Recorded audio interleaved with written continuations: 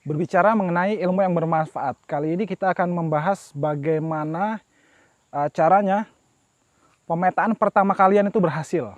Wah, kemarin kita sudah membahas drone-drone apa saja yang support menggunakan program aplikasi untuk pemetaan udara drone deploy.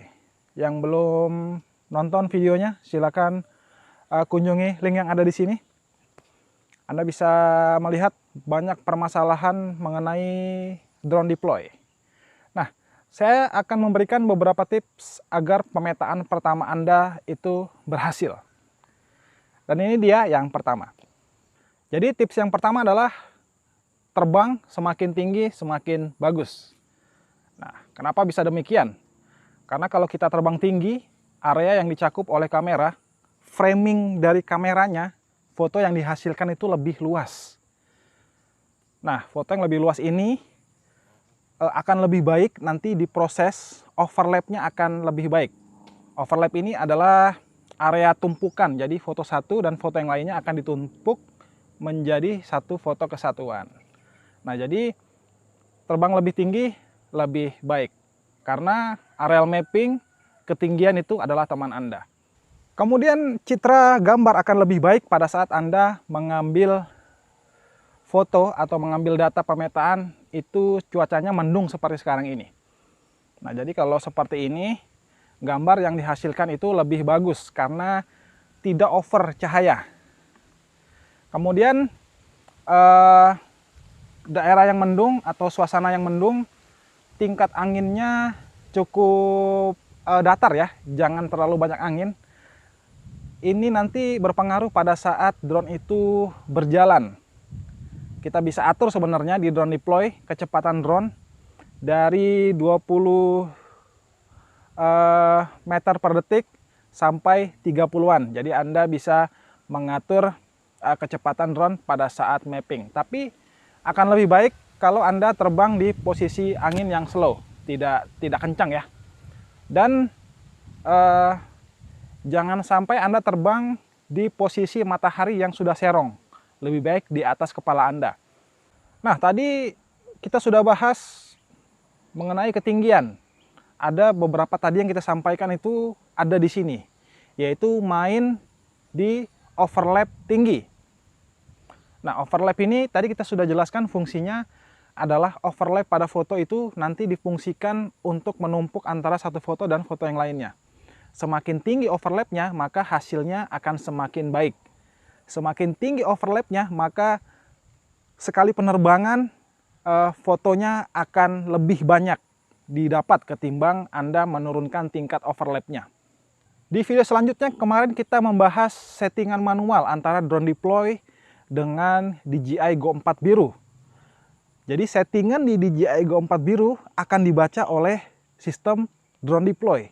Nah, Anda bisa menggunakan otomatis setting atau menggunakan manual setting pada aplikasi DJI Go 4 yang biru.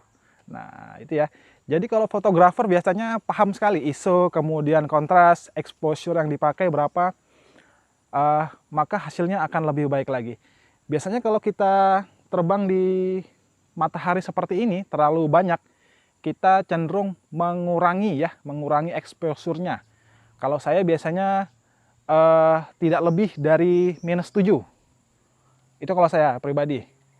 Kalau ya seperti ini saya pakainya -7 di exposure-nya DJI Go 4.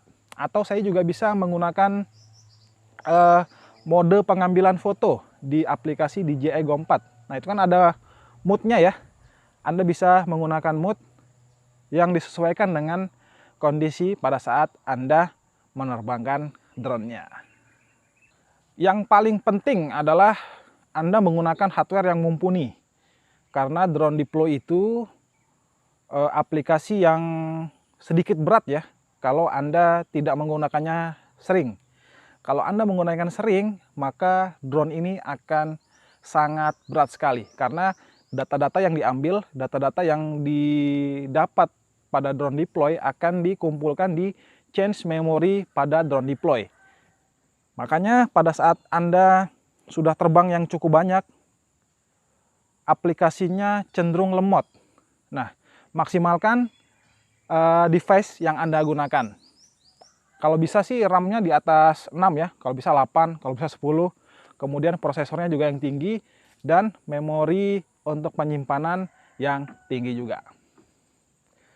Kalau suruh milih saya menggunakan Android atau Apple, saya akan bilang saya akan menggunakan Apple untuk mengoperasikan drone deploy, karena hasilnya drone-drone DJI rata-rata sangat kompatibel dengan hardware dari Apple.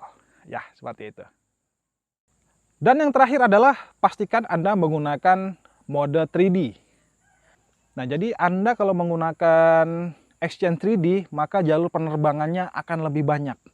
Kalau kita menggunakan X-Chain 3D, maka yang akan dihajar adalah konsumsi baterainya. Jadi semakin banyak jalur yang Anda buat, maka drone akan terbang semakin lama. Jadi kalau Anda ingin menggunakan X-Chain 3D atau menambah jalur penerbangannya agar hasilnya lebih baik lagi, pastikan Anda membawa baterai yang cukup. Demikian dari saya untuk video kali ini. Terima kasih telah menonton. Itu dia beberapa tips agar hasil pemrosesan atau areal mapping Anda berhasil dan dijadikan hasil yang lebih mantap lagi. Terima kasih telah menonton dan sampai jumpa di video selanjutnya. Assalamualaikum warahmatullahi wabarakatuh. Pas, ada yang lewat motornya.